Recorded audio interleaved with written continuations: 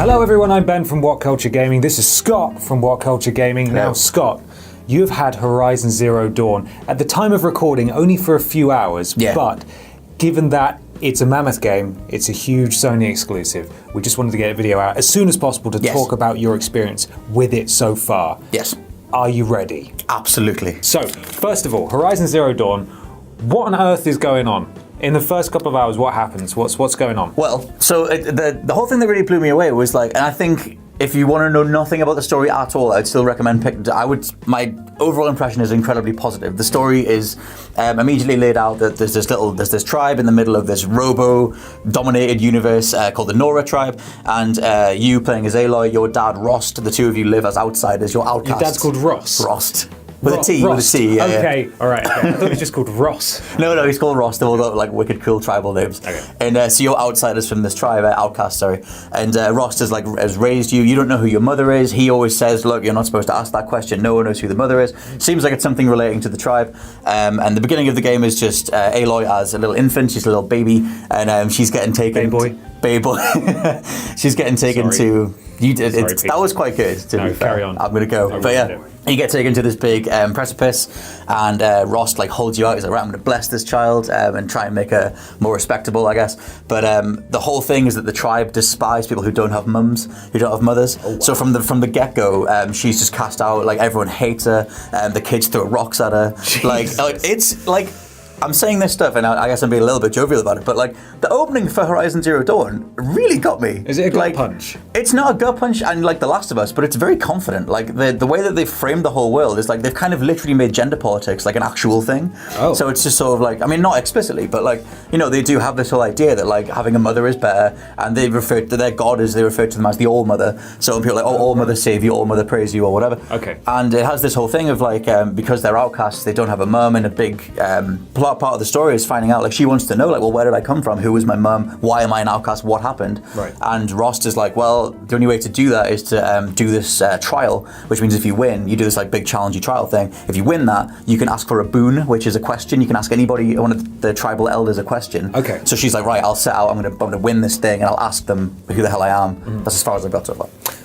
That sounds really interesting. It's so cool, man. So currently, that's obviously you're not overly aware of the main quest, but as discussed on our video last week, it's likely to be about the origin of the robo-dinosaurs and what happened to humanity. But for the time being, you're currently also on a personal journey to try and find out who your parents are. Yeah, that's one of the coolest things is I kind of thought going in, because again, I avoided all the story trailers other than the main beats, like who you were and like robo-dinosaurs. Yes. So going in, I thought the robo-dinos,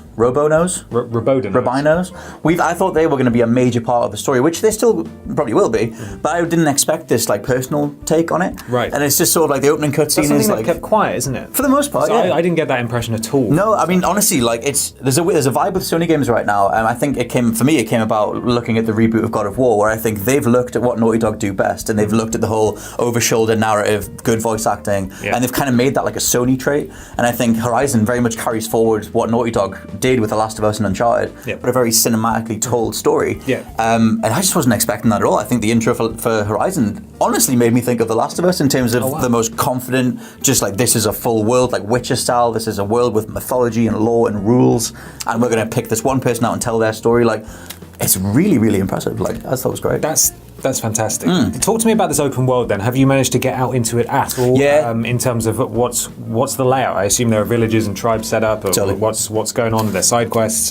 So they do like a little tutorial at the beginning. Like you play, like you have the opening cutscene where you're a little infant, and then you like grow to like 8 or 10, and she starts exploring. You have the whole thing where the kids throw the rocks at her, and then she runs away and she falls down into this like underground place which they call the Metal World. Anything from like the old world is called the Metal World. Okay. Metal World.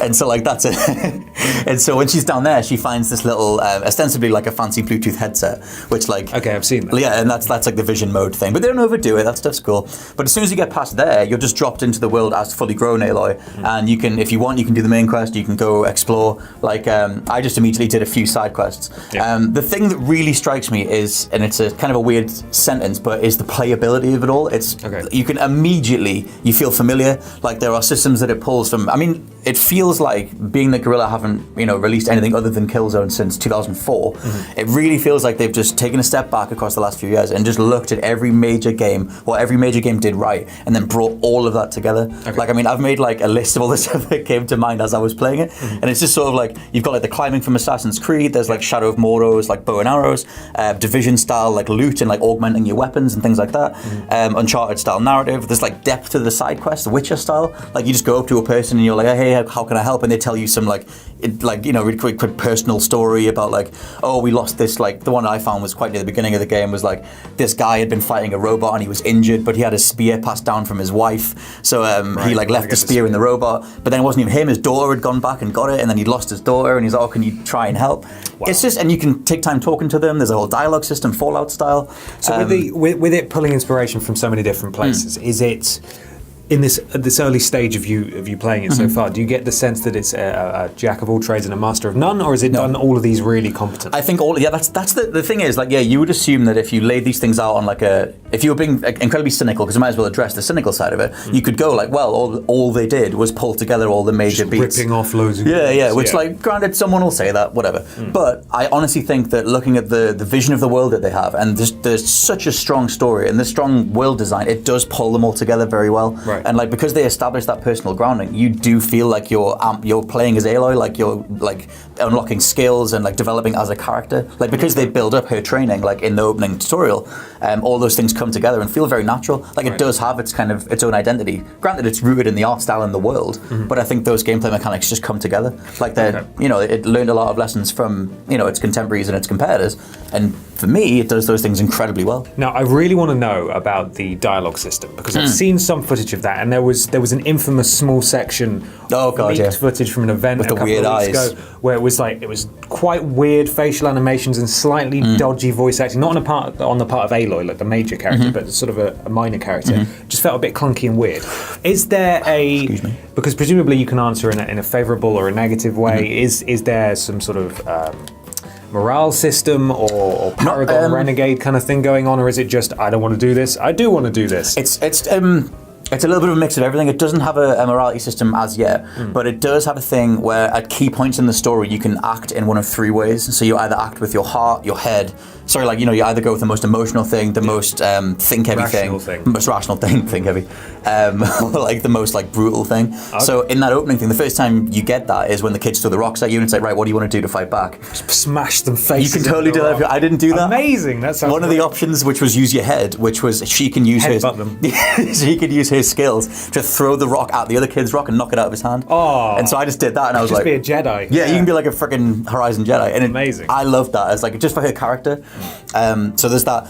So you have key like dialogue interactions at these moments, which are like, they call them like emotional moments. So there's a name given to it. Okay. But outside of that, the standard dialogue is more just the rotary wheel. But you have one of the dialogue options will close the conversation, so you're free to explore these other like dialogue choices without knowing what's good or bad or whatever. Kind of like Fallout, right. But not as guided as Mass Effect. Like in Mass Effect, you always knew that the top one was good, red or blue. Top was good, bottom was bad.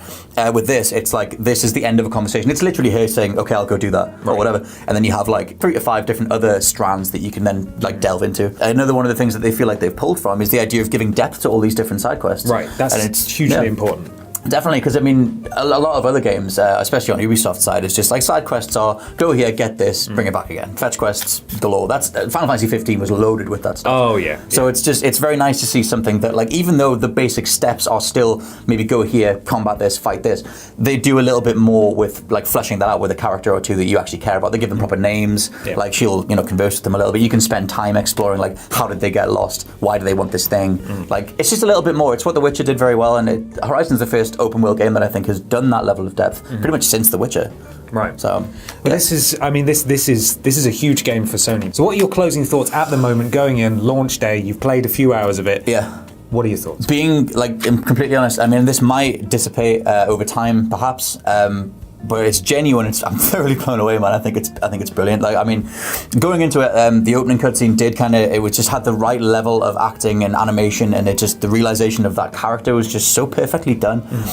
Really give me Last of Us vibes in terms of just how confident it was. The world is great. I love the confidence they have. I love all the different nouns that they use, and just the idea of like, this is a full world. You'll discover what this means later. Like, right. just there's that. No one's done that in a while. Everyone always wants to just take time. This is this. This is this. This is this. Just give me a full world, and I'll figure it out. Yeah. And like, at the beginning, they do have the father character describing to the little infant, oh, hey, this is where we're going, and they do a little bit of that. Yeah. But for the most part, they just want you to go off and explore. So, for me, I'm incredibly positive on this. I haven't felt this positive about Sony exclusive since The Last of Us. So, and that's taking Uncharted 4 into account. Horizon feels very much like a confident step forward in all the right directions. Brilliant. I mean, well, that's a huge statement. And it's the launch day today. Hello, Peter. What do you want? Can I ride a Robo T-Rex? No. Well, I don't know. I've ridden a bull, but I don't know if you can get a T-Rex. But you can ride them. You can ride a bull. Yay. Yep. Cool. Thanks, Peter. So, make sure you check back within, I suppose, the next week or the next week and a half for our full review. And if you are getting the game today, let us know in the comments what you're most excited about. Or if you've already got your copy early, if the postman was kind to you, just comment below. Let us know what you think. I've been Ben. This has been Scott. Thank you very much for watching.